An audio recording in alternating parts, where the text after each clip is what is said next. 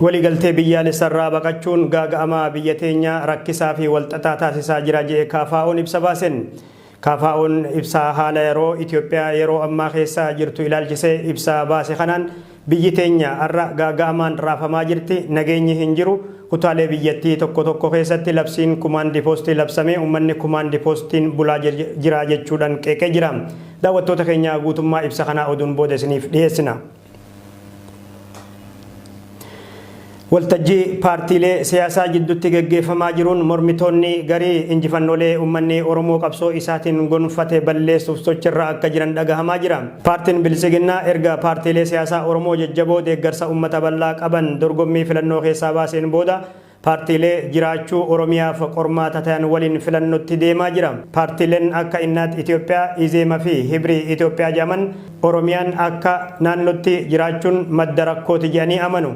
Gareen finxaaleeyyii paartiilee garaagaraa jalatti wal qoodan kanneen yoo injifanne Oromiyaa diinee naannolee akka Amaaraa fi Kibbaan walitti mayne naannoo tokko goona jechuun sochii bal'aa geggeessaa jiru. Kun ammoo ija Bilisiginnaa duratti geggeeffamaa jiraachuun paartiin injifannoo uummata Oromoo ganuu isaa agarsiisaa jiru. Namoonni hedduun paartiilee marii uummataan ala uummata bakka hin buune irratti murtii laataa jiran kanneeniif karraa kan saaqes paartii Bilisiginnaa Oromiyaa yeroo ammaa Oromootu biyya bulchaa jira je'uuti jehu kanneen dhiyeenyaan dhimmichaa hordofaa jiran.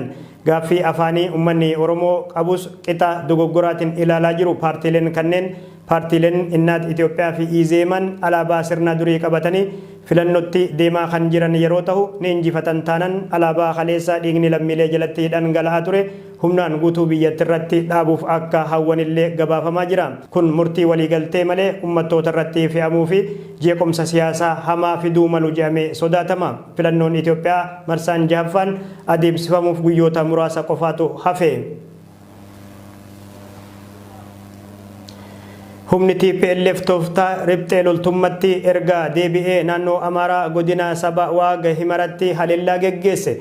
Haleellaa adeemsisee kanaan miseensota humna addaa naannoo Amaararraan miidhaa geessisuu maddeen gabaasanii jiru. Qondaalli paartii Bilisiginnaa naannichaa obbo Kiroos Amaaree ammoo haleellaa kanaan namoonni nagayaa 16 ajjeefamuu fi qabeenyi hedduunis manca'uu maddeen oduutti himanii jiru. Haleellaan kunis daangaa naannoo Tigraay fi Amaararratti kan argamu aanaa Abargalee magaalaa Niiroowaaq jedhamu keessatti.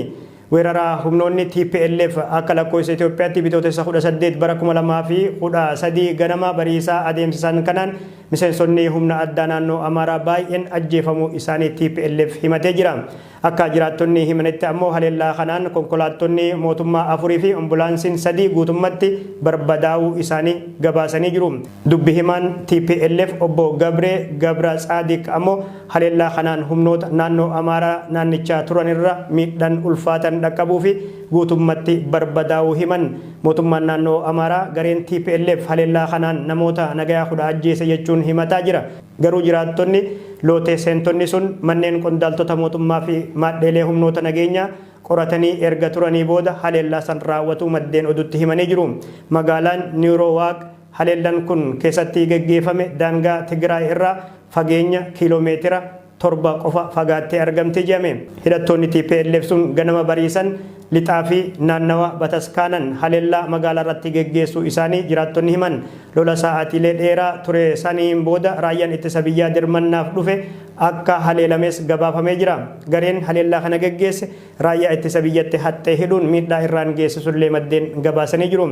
Amma duras naannawuma san bakka Tsaagbijii jedhamutti haleellaa geggeessaniin namoota 76 ajjeesuu bulchaan aanichaa obbo Heenok Nagaash maddeen oduutti himuun ni yaadatama.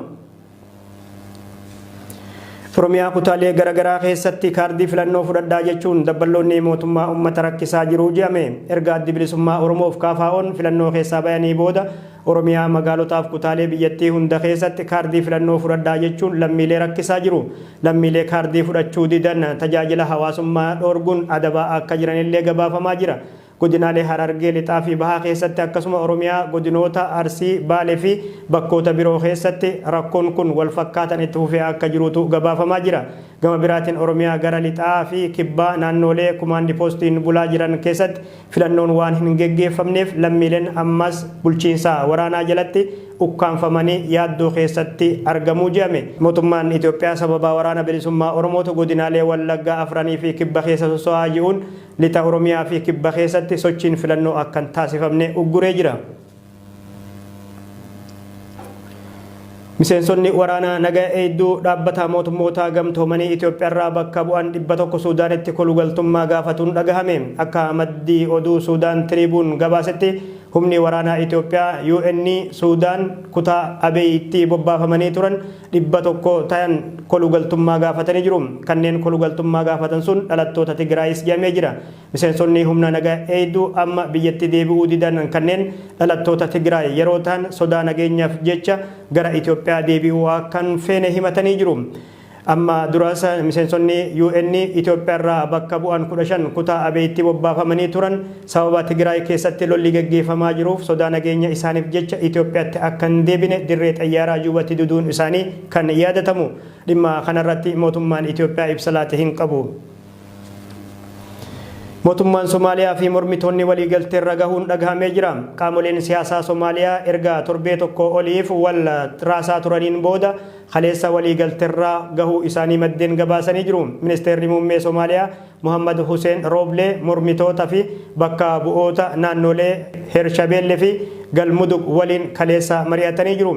Mariin mormitoota fi qaamolee mootummaa Somaaliyaa kun erga guyyoota dabran kana keessa filannoo dabrameen wal qabatee mormii fi jeequmsi siyaasaa jabaan biyyattii keessatti mudateen booda mootummaan federaalaa Somaaliyaa yeroo dabalataa pireezidaantii Farmaajo ganna lama erga dheeresseen booda rakkoon kun kan dhalate. Mootummaan federaalaa Somaaliyaa yeroo dabalataa pireezidaantii Farmaajo ganna lama keessa deebi'ee ilaaluun waliigaltee amma duratti deebi'uu beeksisee jira. Itti aanaan ministeera odeeffannoo Somaaliyaa Abdurrahmaan Yusuf qaamoleen hundi nagaa buusuuf gahee isaanii akka taphatan yaamicha godhanii jiru. Marii kanaan qaamni kamuu nageenya magaalaa Maqdishoof dursa akka laatuu fi dogoggora amma dura uumamerraa waliif dabruudhaan waliigalteen akka hojjetan illee gaafatanii jiru. Dhimma filannoo irratti akkaataa waliigaltee fulbaanaa 17 bara 2020tti hunduu waliin akka hojjetullee qaamonni lachuu walitti dubbataa jiru. Marii tanarratti pireezidaantiin Somaaliyaa duraanii yeroo ammaa mormituu ta'an Hassan Sheikh Mahmud, muummeen ministeeraa Somaaliyaa duraanii Hassan Ali Khayre, hoogganaan paartii mormituu Abdurrahman Abdu Shakur dabalatee qondaaltonni hedduu dhiyaatanii ibsa kennuuf akka jiranillee dubbatanii jiru. Kunis filannoo dabarsuun hafee yeroo isatti akka geggeeffamuufi. Farmaajoon filannoon yeroo isatti akka hin geggeeffamne dhiibbaaleen qaamolee garii fi mootummootaan itti cimuu himanii jiru. Qaadhimamtoonni pireezidaantummaa dubbii Farmaajoo kana gammachuun simatanii jiru. Pireezidaantii Farmaajoon filannoo ganna lamaaf dheereffatanii turan kan jijjiiruuf dirqaman erga mormiin uummataa fi mormitoota itti cimee fi dhiibbaaleen alaa itti jabaateen booda jedhame. Saudi Arabiyaan manneen barumsaa Turkii 8 cufuuf jedhame. Maddi oduu Turkii Anadolu jedhamu akka gabaasetti xumura bara barumsaa kanaan booda Saudi Arabiyaan wirtuulee barnootaa Turkii 8 cufuufi. Tarkaanfiin Saa'udiin itti deemaa jirtu kun hariiroo Ankaaraa fi Riyaad ni hammeessaa jedhamee jira. Ministeerri barnoota Saudi Arabiyaa yeroon barumsaa bara kanaa yoo xumurame manneen barumsaa Turkii 8 cufuufi. Saa'udiin manneen barumsaa kana cufuuf akka dirqamtu Turkiitti hubachiisuu isaanii maddii oduu Anadolu ifa godhee jira. Manneen barnoota Turkii 8 amma Saa'uditti cufamuuf jiran kanneen yoo xiqqaate barattoota 2,256 itti barataa jedhame. Ministeerri dhimma alaa Turkii dhimma kana gaafatame AFP'f deebisaa kennuurraa if qusatee jira. Manneen barumsaa Turkii baay'inaan 26 ta'an Saudi Arabiyaa bakkoota adda addaatti ni argamuu jedhame. Cufiinsi manneen barumsaa kun hariiroo biyyoota lameenii duroomaanuu daddaaqamaa jiru kan hammeessuu jedhamee jira.